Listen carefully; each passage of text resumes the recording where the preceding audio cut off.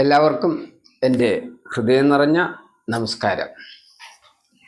കഥാനേരത്തിലേക്ക് ഏവർക്കും സ്വാഗതം. Welcome to story time.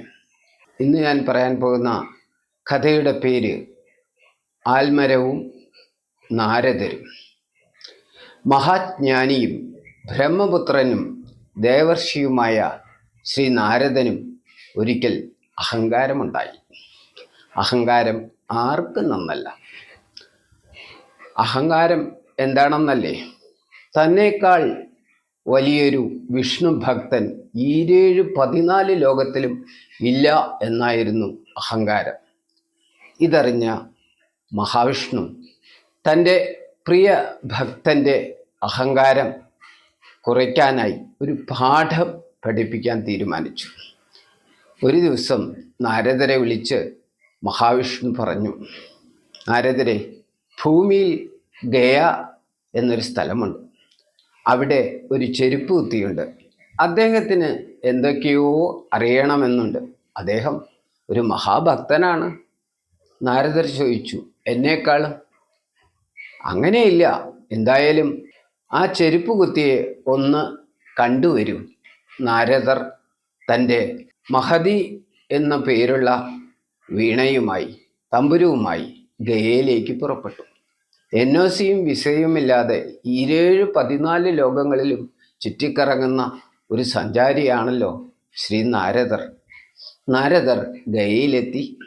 ഒരു വലിയ ആൽമര ചുവട്ടിൽ നാരായണ നാരായണ എന്ന് പറഞ്ഞുകൊണ്ട് ചെരുപ്പ് കുത്തിക്കൊണ്ടിരിക്കുന്ന ഒരു മനുഷ്യനെ അദ്ദേഹം കണ്ടു.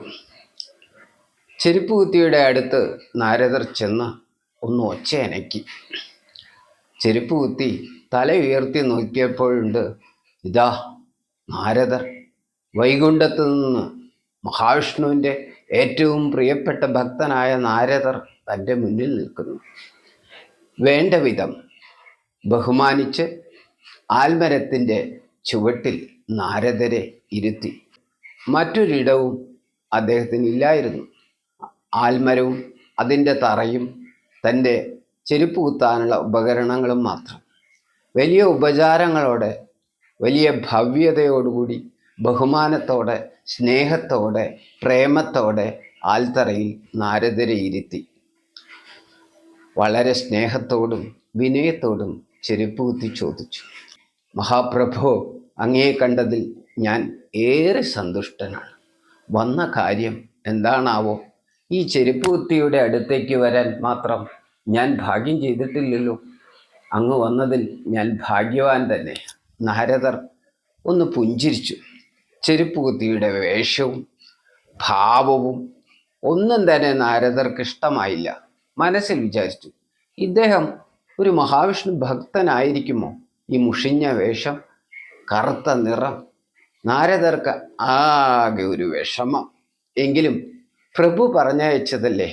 നാരദർ ചെരുപ്പ് കുത്തിയോട് പറഞ്ഞു, മഹാപ്രഭു ചെരുപ്പ് കുത്തിയെ കാണാനായി എന്നോട് പറഞ്ഞിരിക്കുന്നു. അങ്ങനെ നിങ്ങളെ കാണാൻ ഞാൻ വന്നതാണ്. ചെരുപ്പ് കുത്തി ചോദിച്ചു, ഓ അത്ഭുതം, എന്നെ കാണാൻ എന്തിരിക്കുന്നു?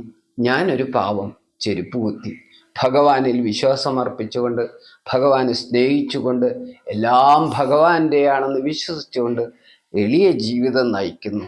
ചെരുപ്പ് കുത്തി കിട്ടുന്ന കാശ് കൊണ്ട് ഞാൻ എൻ്റെ കുടുംബം നോക്കുന്നു. അത്രമാത്രം. ആവുന്നത്ര ദാനവും ചെയ്യുന്നുണ്ട്. മറ്റെന്താണ് എനിക്ക് ചെയ്യാൻ കഴിയുക? ഞാൻ അത്ര വലിയ ഭക്തനോ അല്ലെങ്കിൽ വലിയ പണ്ഡിതനോ ഒന്നുമല്ല, കേവലം ഒരു ചെരുപ്പ് കുത്തി. ഇത് കേട്ട് നാരദർ ചോദിച്ചു, നിങ്ങൾക്ക് ഭഗവാനെ പറ്റി വല്ല ചോദ്യങ്ങളും ചോദിക്കാനുണ്ടെങ്കിൽ ഇപ്പോൾ എന്നോട് ചോദിക്കാം. അതിനുള്ള ഉത്തരങ്ങൾ ഞാൻ നൽകുന്നതായിരിക്കും. ചെരുപ്പ് കുത്തി വിനയത്തോട് പറഞ്ഞു, ഭഗവാനെ പറ്റി എന്താണ് ഞാൻ ചോദിക്കുക? ഒരു ചോദ്യവും എൻ്റെ മനസ്സിൽ വരുന്നില്ല. ഭഗവാനെ പറ്റി ഒന്നും ചോദിക്കാനുമില്ല. ഭഗവാനുമായി നിത്യ സമ്പർക്കം പുലർത്തുന്ന അങ്ങ് എത്ര ഭാഗ്യവാനാണ്. ഇതൊക്കെയായിരുന്നു ചെരുപ്പ് കുത്തിയുടെ ഉത്തരം. എങ്കിലും എന്തെങ്കിലും ചോദിക്കാൻ പറഞ്ഞപ്പോൾ ചെരുപ്പ് കുത്തി വെറുതെ ഒരു ചോദ്യം ചോദിച്ചു, അങ്ങ് ഭഗവാന്റെ അടുത്തു നിന്നല്ലേ വരുന്നത്? അങ്ങ് വരുന്ന നേരത്ത് ഭഗവാൻ എന്താണ് ചെയ്യുന്നത്?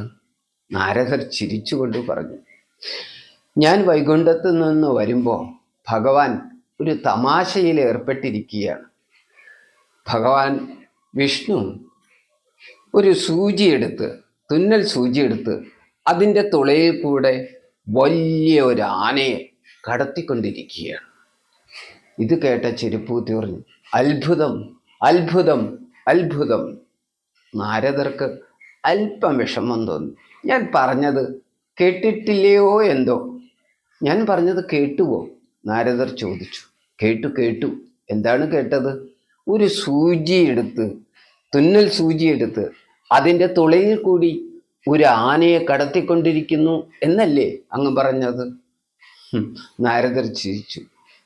ഇതിൽ നീ വിശ്വസിക്കുന്നുണ്ടോ? അത്ഭുതം, വിശ്വസിക്കുന്നുണ്ടോ എന്നോ? ഞാൻ വിശ്വസിക്കുന്നുണ്ട്. ആർക്കെങ്കിലും സൂചിയുടെ തുളയിൽ കൂടെ ആനയെ കടത്താൻ പറ്റുമോ? നാരദർ കളിയാക്കിക്കൊണ്ട് ചോദിച്ചു. അപ്പോഴാണ് ചെരുപ്പ് കുത്തി പറഞ്ഞത്, ഭഗവാൻ അത് കഴിയും. ഭഗവാൻ എന്ന് പറയുന്നത് ഈ മഹാപ്രകൃതിയാണ്. പ്രകൃതിക്ക് എല്ലാം കഴിയും. അങ്ങ് ഇവിടെ ഇരിക്കും.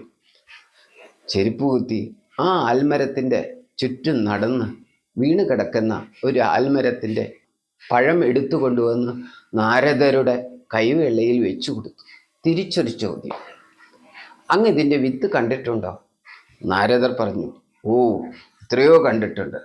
നാരദർ ആ പഴം പൊളിച്ച് അതിൻ്റെ ഉള്ളിലുള്ള കുത്തുപോലുള്ള ആൽമരത്തിൻ്റെ വിത്തെടുത്തു. അപ്പോൾ ചെരുപ്പ് കുത്തി വീണ്ടും ചോദിച്ചു, ഈ വിത്ത് കുഴിച്ചിട്ടാൽ, വേണ്ട പോലെ പരിപാലിച്ചാൽ ഇതുപോലെ ഒരു ആൽമരം ഉണ്ടാകില്ലേ? നാരദർ ചിരിച്ചുകൊണ്ടുള്ളു. എന്താ സംശയം? ചെരുപ്പുത്തിയെ പറഞ്ഞു, ഈ ആകാശം മുട്ടി പടർന്ന് പന്തലിച്ച് ശാഖകളായി തണൽ വിരിച്ചു നിൽക്കുന്ന ഈ മഹാവൃക്ഷത്തെ ഈ ആൽമരത്തിൻ്റെ വിത്തിൽ ഒളിപ്പിച്ചു വെച്ചിരിക്കുന്ന ആ പ്രപഞ്ചശക്തിക്ക് ഒരു സൂചിത്തുളയിൽ കൂടെ ആനയെ കടത്തുക എന്നുള്ളത് അതിനെന്താണ് പ്രയാസം? അത് നിഷ്പ്രയാസം സാധ്യമാക്കുന്നതല്ലേ. ഈ കാണുന്ന പ്രപഞ്ചവും നക്ഷത്രങ്ങളും അതിൻ്റെ പിന്നിലെ മഹാചൈതന്യമായ പ്രകൃതിക്ക് സൂചിത്തുളയിൽ കൂടെ ആനയെ കടത്തുക എത്ര നിസ്സാരമാണ്. അങ്ങ് ശ്രദ്ധിച്ചു നോക്കൂ, ഇത്ര വലിയ മഹാവൃക്ഷം കുത്തുപോലുള്ള വിത്തിൽ രഹസ്യമായി അദൃശ്യമായി ഒളിപ്പിച്ചു വെച്ചിരിക്കുന്നു. പിന്നീട് നാരദർ അവിടെ നിന്നില്ല.